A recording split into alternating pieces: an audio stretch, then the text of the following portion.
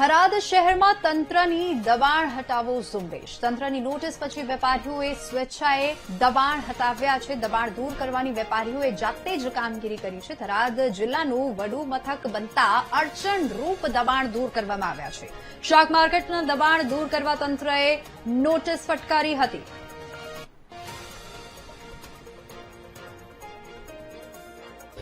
રસ્તો કમ્પ્લીટ અમે કરી નાખ્યો છે. હવે કોઈ દબાણ અમને કોઈ કાલે અમને હેરાન અમારે શાકભાજી લાવવા અમારો બગડવું ના જોઈએ. અમારે કાલથી સોમવાર થાય અમારો માલ બીજો અમારે કોઈ એક કીધું નથી કે માલ મત ભરવા દીધું. તમે ત્યાં કોઈ દુકાનનું દબાણ નથી. તમે તો આગળ સાપર રસ્તો થાય ખાલી આગળ લાંબો કરવાનો છે એટલા ખુલ્લો કરવાનો એટલા માટે અમે કમ્પ્લીટ અત્યારે રસ્તો સમજતા કમ્પ્લીટ બધું હટાવી નાખ્યું. રસ્તો અમે ખુલ્લો કમ્પ્લીટ કરી આપ્યો. મારી શાક માર્કેટમાં દુકાન છે એમાં બધા વેપારીઓ ભેગા થઈ ગયા છે. એક નોટિસ આપી લીધી કે તમે દબાણ અહીંયાથી હટાવી લેજો. અમે સ્વચ્છતાએ બધા વેપારીઓ ભેગા થઈને અમારી હાથે મહેનત કરીને અમે અમારું દબાણ હટાવી રહ્યા છીએ. રાજકોટમાં બાઇક ચાલકને હેલ્મેટ વિના નીકળવું ભારે પડ્યું છે. રાજકોટથી આ સમાચાર. હેલ્મેટ ન પહેરવા બદલ વ્યક્તિને 50,000નો દંડ ફટકારવામાં આવ્યો છે. 2023 થી 2025 સુધીમાં બાઇક ચાલકને 100 મેમો મળ્યા હતા. બ્રિજેશ નિમાવત નામના વ્યક્તિને 500 રૂપિયાના 100 મેમો મળ્યા છે. તમામ મેમો એક જ સ્થળના હોવાથી તર્ક વિતર્ક સર્જાઈ રહ્યા છે. ટ્રાફિક પોલીસ હર હંમેશ અપીલ કરતી હોય છે કે જાન હે તો જહાન હે. હેલ્મેટ વગર રસ્તા પર ન નીકળવું જોઈએ. અનેક બનાવો પણ બનતા હોય છે, છતાં આ વ્યક્તિ હેલ્મેટ વગર નીકળ્યો છે અને અનેક મેમો એક જ કારણ અને એક જ સ્થળ પરથી મળતા જ અનેક તર્ક વિતર્ક સર્જાયા છે. તો આજ મુદ્દે સંવાદદાતા ભાવેશ આપણી સાથે લાઈવ જોડાઈ ગયા છે. જી ભાવેશ, એક વ્યક્તિને 100 મેમો ફટકારવામાં આવ્યા છે અને હેલ્મેટ વગર નીકળવું એ વ્યક્તિ માટે ભારે પડી ગયું છે રસ્તા પર. શું કારણ, શું કાર્યવાહી થઈ રહી છે અને આ કારણ શું છે? એક જ જગ્યાથી અનેક મેમો ફટકારવામાં આવ્યા છે.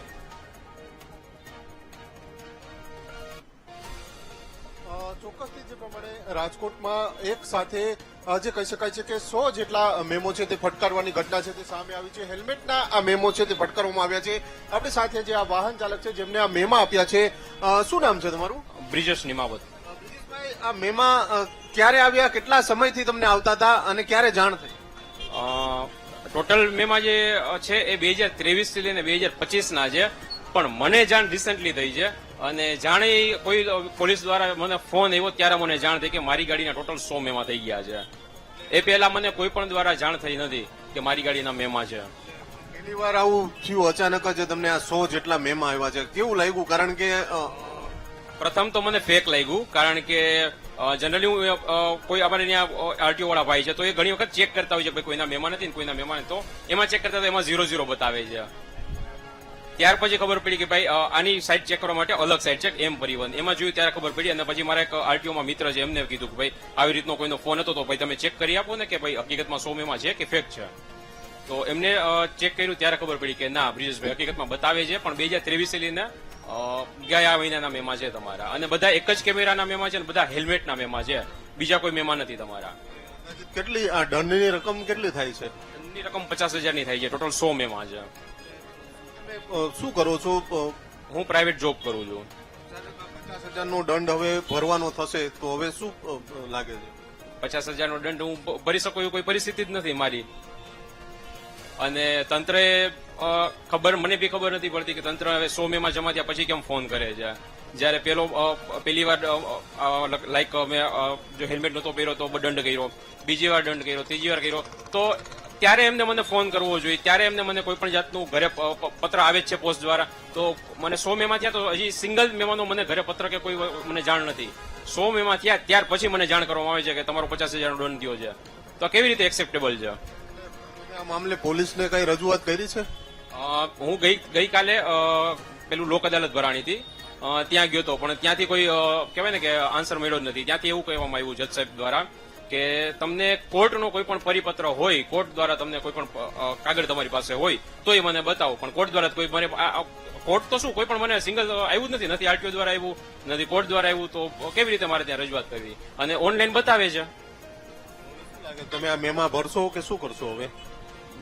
મેમાં મારે તો પહેલો મેમો આવ્યો તો ત્યારે જ ભરીને બીજી વાર આ ઉલ્લંઘન કરવું જ નહોતું, કારણ કે અમે તો કાયદાને માનવા વાળા છીએ. અને બધા અને આખા રાજકોટમાં ભરું છું તો શું આ મતલબ મને એક જ જગ્યાએ કેમેરો ચાલુ છે, એક જ જગ્યાના મેમો આવે છે, રાજકોટમાં બીજી જગ્યાએ કોઈના મેમો આવતા જ નથી. અને આપ અત્યારે ઉભા છો તો અહીંયા જોઈ શકો છો કે આ તમે એક વખત કેમેરો બધી બાજુ ફેરાવો, કોઈ હેલ્મેટ પહેરેલો છે? આખા રાજકોટમાં સિંગલ વ્યક્તિ મેમાં હેલ્મેટ પહેરતા નથી. તમારી માંગણી શું છે? કારણ કે હવે આ હેલ્મેટ પહેરો નથી, એક સાથે 100 જેટલા તમને આ મેમા આપ્યા છે, તો હવે માંગણી શું છે? કારણ કે હવે તમે 50,000 તો કેપેબલ છો નહીં ભરવા માટે, તો હવે શું આશા અપેક્ષા? માંગણી એ છે કે અત્યારે તમે કોલ કરીને જણાવી શકો છો કે ભાઈ 100 મેમા થઈ ગયા છે, તો એક મેમો થયો એના 5 દિવસ 10 દિવસ 15 દિવસ પછી બી તમે કોલ કરીને જણાવી શકો છો. કાગળ તો તમે મોકલતા નથી, તો ત્યારે બી તમે કોલ કરીને કહી શકો ને કે ભાઈ તમારો 500 રૂપિયાનો એક મેમો થયો છે, જો એ તમે જણાવો તો એ 500 રૂપિયા મેમો કોઈ પણ માણસ એફોર્ડ કરી શકે. 50,000 કેવી રીતે એફોર્ડ કરી શકે? તો તમે શું આ રાહ જોવો છો કે ભાઈ કોઈ એક વ્યક્તિના 50,000 લાખ રૂપિયાના મેમા જમા થાય ત્યાર પછી એ ભર્યા? આ જે રસ્તા ઉપરથી મેમા આવતા તો એ રસ્તે હજુ ચાલવાનું રાખ્યું છે કે હવે બદલો છે રસ્તો કઈ? એ જ રસ્તે ચાલુ છું, પણ હવે હેલ્મેટ પહેરું છું, કારણ કે ખબર છે કે ભાઈ આ કેમેરો પર્ટિક્યુલર હેલ્મેટના જ મેમાં આપે છે. કારણ કે એ જ કેમેરાના હું જયારે કાલ લોક અદાલતમાં ગયો તો 300 થી 350 માણસો હતા, એમાંથી 25 થી 30 જણા એક જ રોડના હતા અને બધાને એક જ મેમાં હેલ્મેટના જ હતા, એ સિવાય બીજા કોઈ મેમાં જ નહોતા. હવે હેલ્મેટ પહેરો છો એવું થયું ને? હવે ખબર પડી કે એ રસ્તે હેલ્મેટનો મેમો આવે છે તો ફરજિયાત આપણે પહેરવો જ પડે ને સાહેબ, હવે રસ્તો એક જ છે.